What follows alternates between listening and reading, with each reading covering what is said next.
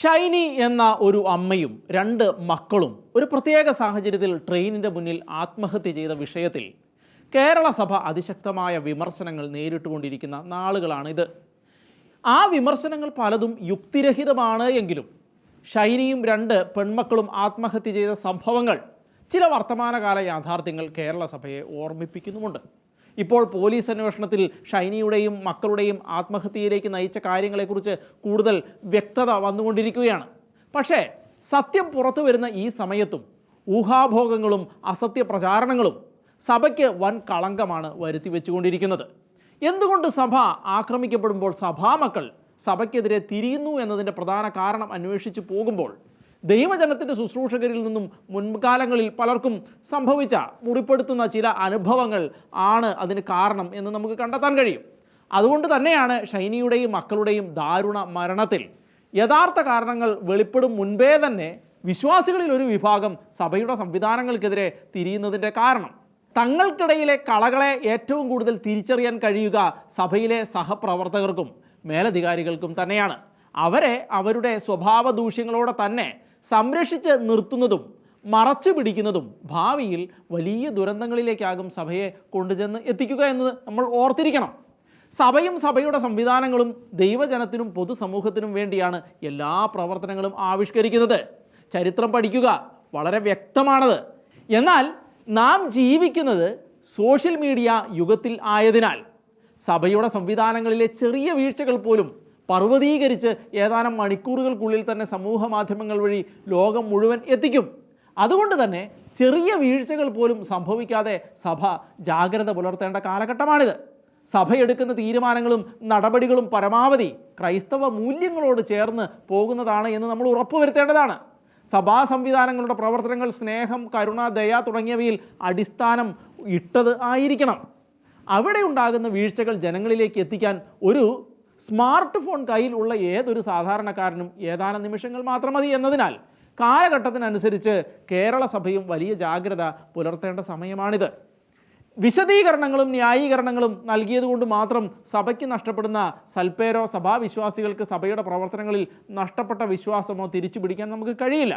അതിനാൽ ഇത്തരം മേഖലകളിൽ വലിയ മാറ്റത്തിന് തയ്യാറാവാൻ തീരുമാനങ്ങളും നയങ്ങളും സ്വീകരിക്കുന്നവർക്ക് കഴിയണം. അങ്ങനെ എടുക്കുന്ന തീരുമാനങ്ങൾ നടപ്പിലാക്കാൻ വിശ്വാസ സമൂഹത്തിൻ്റെ പിന്തുണ കൂടാതെ സാധിക്കുകയുമില്ല.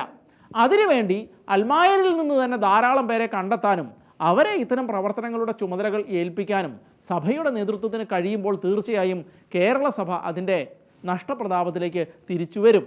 കേരള സഭയെ ഇപ്പോൾ പിടിച്ചു കുലുക്കുന്ന ആത്മഹത്യകളും അതിൻ്റെ പേരിൽ സഭ നേരിടേണ്ടി വരുന്ന കടുത്ത വിമർശനങ്ങളും കുറ്റപ്പെടുത്തലുകളും തിരുത്തലുകൾക്കുള്ള ഉണർത്ത് കാഹളമായി കണ്ട് കേരള സഭ അതിൻ്റെ പ്രവർത്തന ശൈലിയിൽ മാറ്റം വരുത്തേണ്ട സമയം അതിക്രമിച്ചിരിക്കുകയാണ്.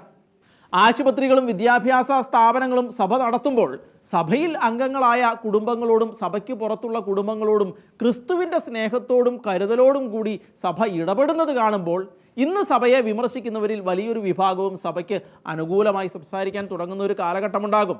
അതാണ് ഇപ്പോൾ സഭ നേരിടുന്ന കടുത്ത വിമർശനങ്ങളെ നേരിടാനുള്ള ഏറ്റവും ഫലപ്രദമായ ഒരു വഴി. അതായത് സഭയുടെ സ്ഥാപനങ്ങളുടെ നടത്തിപ്പുകാർ തങ്ങൾ ദൈവജനത്തിൻ്റെ ശുശ്രൂഷകർ കൂടിയാണ് എന്ന കാര്യം മറന്നുപോകരുത്. ഇതുകൂടാതെ സഭ പുനർവിചിന്തനത്തിന് തയ്യാറാകേണ്ട മറ്റ് പ്രധാനപ്പെട്ട വിഷയങ്ങളുമുണ്ട്. പള്ളിയും പള്ളിക്കൂടങ്ങളും വേണ്ടത്ര നല്ല ആശുപത്രികളും ഇല്ലാതിരുന്ന കാലത്ത് കേരള സഭ അക്കാര്യങ്ങൾക്ക് കൂടുതൽ ശ്രദ്ധ നൽകി പ്രവർത്തിച്ചു. എന്നാൽ ഇന്ന് സ്ഥിതികളെല്ലാം മാറി. ധാരാളം നല്ല ആശുപത്രികളും ആധുനിക വിദ്യാഭ്യാസം നൽകുന്ന വിദ്യാഭ്യാസ സ്ഥാപനങ്ങളും ഇന്ന് സഭയിലും സഭയ്ക്ക് പുറത്തുമുണ്ട്. മാത്രവുമല്ല, വിദ്യാഭ്യാസ മേഖലയും ആരോഗ്യ രംഗവും ഇന്ന് കടുത്ത മത്സരം നേരിടുന്ന ബിസിനസ് രംഗമായി മാറ്റപ്പെട്ട് കഴിഞ്ഞിരിക്കുകയാണ്.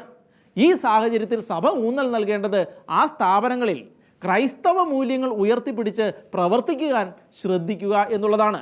സ്ഥാപനങ്ങൾ ക്രിസ്തുവിൻ്റെ മിഷൻ ചെയ്യുവാൻ തയ്യാറാവണം. അതിനുള്ള ബോധപൂർവമായ ശ്രമങ്ങൾ ആരംഭിക്കണം. മറ്റു പലരും ബിസിനസ് ലക്ഷ്യത്തോടെ സ്ഥാപനങ്ങൾ നടത്തുമ്പോൾ സഭയുടെ സ്ഥാപനങ്ങളിലെ പ്രവർത്തന ശൈലി തീർത്തും വ്യത്യസ്തമായിരിക്കണം. കടുത്ത മത്സരക്കളത്തിൽ പ്രവർത്തിക്കുന്നതുകൊണ്ട് ആ മത്സര ഓട്ടത്തിനിടയിൽ ക്രൈസ്തവ മൂല്യങ്ങൾ എവിടെയെങ്കിലും നഷ്ടപ്പെട്ടു പോയെങ്കിൽ അവ തിരിച്ചു പിടിക്കാനുള്ള ശ്രമങ്ങൾ അടിയന്തിരമായി നമ്മൾ ആരംഭിക്കേണ്ടതാണ്. അതോടൊപ്പം തന്നെ സഭയ്ക്കുള്ളിൽ വിവിധ കാരണങ്ങളാൽ സാമ്പത്തികമായും വിവിധ രോഗങ്ങൾ മൂലവും വേദനിക്കുന്നവരെ കണ്ടെത്തി അവർക്ക് വേണ്ട ആശ്വാസം നൽകാൻ ഇടവക തലത്തിൽ പുതിയ സംവിധാനങ്ങൾ ആരംഭിക്കാൻ സഭയ്ക്ക് കഴിയണം. അവരുടെ ഇടയിൽ ദാരിദ്ര്യമോ കഷ്ടപ്പാടോ അനുഭവിക്കുന്നവർ ആരും ഉണ്ടായിരുന്നില്ല എന്ന് തിരുവചനം ഉറപ്പു തരുന്ന വിധത്തിൽ ആദ്യ നൂറ്റാണ്ടിലെ ക്രൈസ്തവ സമൂഹം പിന്തുടർന്നു വന്ന ശൈലി ഇപ്പോഴത്തെ ആധുനിക സഭയിൽ എങ്ങനെ പ്രാവർത്തികം ആക്കാമെന്ന് അടിയന്തരമായി നമ്മൾ ചിന്തിക്കേണ്ടതാണ്. ഭൂരിപക്ഷം ക്രൈസ്തവ ഭവനങ്ങളിലും പ്രായമായ മാതാപിതാക്കൾ മാത്രം താമസിക്കുന്നതിനാലും അവരുടെ മക്കളിൽ ഭൂരിഭാഗവും വിദേശത്ത് ആയതിനാലും തീർത്തും ഒറ്റപ്പെട്ട നിലയിൽ കഴിയുന്ന കുടുംബങ്ങൾ ധാരാളമുണ്ട്. അവർക്കിടയിലെ വേദനകളും ഏകാന്തതയുടെ സങ്കടങ്ങളും സഭയിലെ ഭൂരിഭാഗം പേരും അറിയാതെ പോകുന്ന സ്ഥിതിവിശേഷമുണ്ട്. അതിനാൽ അവരിലേക്ക് ഇറങ്ങിച്ചെല്ലാനും അവരുടെ കാര്യങ്ങൾ ശ്രദ്ധിക്കാനും അവർക്ക് വേണ്ട കാര്യങ്ങൾ ചെയ്തു കൊടുക്കാനും തക്ക വിധത്തിൽ സംവിധാനങ്ങൾ സഭയിൽ ഉയരേണ്ടതാണ്. അത്തരം കാര്യങ്ങളിലേക്ക് സഭ കൂടുതൽ ശ്രദ്ധ പതിപ്പിക്കേണ്ട സമയം അതിക്രമിച്ചിരിക്കുകയാണ്. വിവിധ കാരണങ്ങളാൽ ഒറ്റപ്പെട്ട് താമസിക്കുന്ന വൃദ്ധർ, ദാമ്പത്യ തകർച്ചയിൽ കഴിയുന്നവർ, ഒറ്റപ്പെട്ട് താമസിക്കുന്ന സ്ത്രീകളും അവരുടെ കുട്ടികളും, രോഗികളായി കഴിയുന്ന വിവിധ തലത്തിലുള്ള മനുഷ്യർ, സാമ്പത്തിക സ്ഥിതി മോശമായതുകൊണ്ട് വേണ്ടത്ര പഠിക്കാൻ കഴിയാതെ ബുദ്ധിമുട്ടുന്ന കുട്ടികൾ, വിദേശ രാജ്യങ്ങളിലെ പല പ്രശ്നങ്ങൾ മൂലം ജോലി നഷ്ടപ്പെട്ട് തിരിച്ചു വന്നവർ, ആധുനിക ചികിത്സാ ചെലവ് വഹിക്കാൻ കഴിയാതെ ചികിത്സയ്ക്ക് വേണ്ടി പണമില്ലാതെ വിഷമിക്കുന്നവർ, വലിയ കടബാധ്യതയിൽ അകപ്പെട്ട് പോയവർ എന്നിങ്ങനെ വിവിധ മേഖലകളിൽ കഷ്ടപ്പെടുന്നവരെ കണ്ടെത്തി അവർക്ക് വേണ്ട ആശ്വാസം നൽകാൻ കഴിയുന്ന വിധത്തിൽ വിവിധ പദ്ധതികൾ ആവിഷ്കരിച്ച് അത്തരം മേഖലകളിലേക്ക് കേരള സഭയുടെ പ്രവർത്തനങ്ങൾ വ്യാപിപ്പിക്കേണ്ടതാണ്. അങ്ങനെ സംഭവിക്കുമ്പോഴാണ് സഭയുടെ പല പ്രവർത്തനങ്ങളിലും വിശ്വാസം നഷ്ടപ്പെട്ട വലിയൊരു വിഭാഗം വിശ്വാസികൾക്ക് സഭയുടെ സംവിധാനങ്ങളോട് നഷ്ടപ്പെട്ട സ്നേഹവും കരുതലും തിരിച്ച് അവരുടെ ഹൃദയങ്ങളിൽ രൂപപ്പെടുത്താൻ കഴിയുന്നത്. ഇവയ്ക്കെല്ലാം ഉപരി സഭയുടെ ശ്രദ്ധ പതിയേണ്ട മറ്റൊരു മേഖലയാണ് ലഹരി അടിമയായി നശിക്കുന്ന പതിനായിരക്കണക്കിന് സഭാവിശ്വാസികളും അല്ലാത്തവരുമായ മനുഷ്യർ. ഒരു ഭാഗത്ത് നിന്ന് ലഹരിക്ക് അടിമയായവരെ അതിൽ നിന്ന് മോചിപ്പിക്കാൻ ശ്രമിക്കുന്നതിനോടൊപ്പം തന്നെ ഇപ്പോഴത്തെ ഭരണകൂടം ലഹരിക്ക് അനുകൂലമായി എടുക്കുന്ന എല്ലാ തീരുമാനങ്ങളെയും കേവലം ചില പ്രസ്താവനകൾക്കപ്പുറം സർവ്വശക്തിയും ഉപയോഗിച്ച് പൂർണ്ണ ആത്മാർത്ഥതയോടെ എതിർത്ത് തോൽപ്പിക്കാൻ പ്രവർത്തിക്കേണ്ട സമയമാണിത്. അത് സഭയെ ദൈവം ഏൽപ്പിച്ച ഒരു പ്രവാചക ദൗത്യമാണ്. ദൈവത്തിൻ്റെ മക്കളായ ലക്ഷക്കണക്കിന് പേർ ലഹരിക്കും മയക്കുമരുന്നിനും അടിമകളായി നശിക്കുമ്പോൾ നമുക്കെങ്ങനെയാണ് സമാധാനത്തോടെയും സന്തോഷത്തോടെയും ജീവിക്കാൻ കഴിയുന്നത്?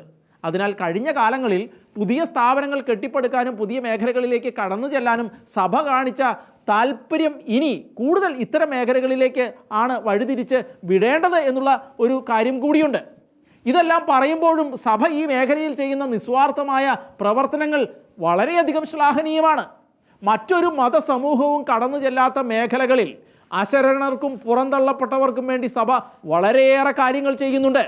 പക്ഷേ കാലോചിതമായ മാറ്റങ്ങളും ചില തിരുത്തലുകളും അനിവാര്യമാണ് എന്നതാണ് തുടർച്ചയായി ഉണ്ടാകുന്ന പല സംഭവങ്ങളും നമ്മളോട് സൂചിപ്പിക്കുന്നത്. ഷൈനിമാർ നമ്മുടെ ഓരോരുത്തരുടെയും ഇടവകകളിലും ചുറ്റുപാടുകളിലുമുണ്ട്. ഷൈനിയുടെയും മക്കളുടെയും ആത്മഹത്യയുമായി ബന്ധപ്പെട്ട വിവാദങ്ങൾ ഒരു മുന്നറിയിപ്പാണ് നമുക്ക്. ഷൈനിയുടെ മരണത്തിൽ നമുക്ക് എല്ലാവർക്കും ഉത്തരവാദിത്വമുണ്ട്. ഷൈനിമാർ ഇനി ആവർത്തിക്കാതിരിക്കാൻ നാം അതീവ ജാഗ്രതയും കരുതലും പുലർത്തേണ്ടതാണ്. ഷൈനിയെ പോലെയുള്ള ജീവിതങ്ങളെ കണ്ടെത്തി ചേർത്ത് പിടിക്കാൻ സഭയിലെ ഓരോ അംഗങ്ങൾക്കും നേതൃത്വങ്ങൾക്കും ഉത്തരവാദിത്വമുണ്ട്. ആദിമസഭയുടെ കൂട്ടായ്മയുടെയും പങ്കുവെക്കലിൻ്റെയും ചൈതന്യത്തിലേക്ക് നമുക്ക് തിരിച്ചു നടക്കാം.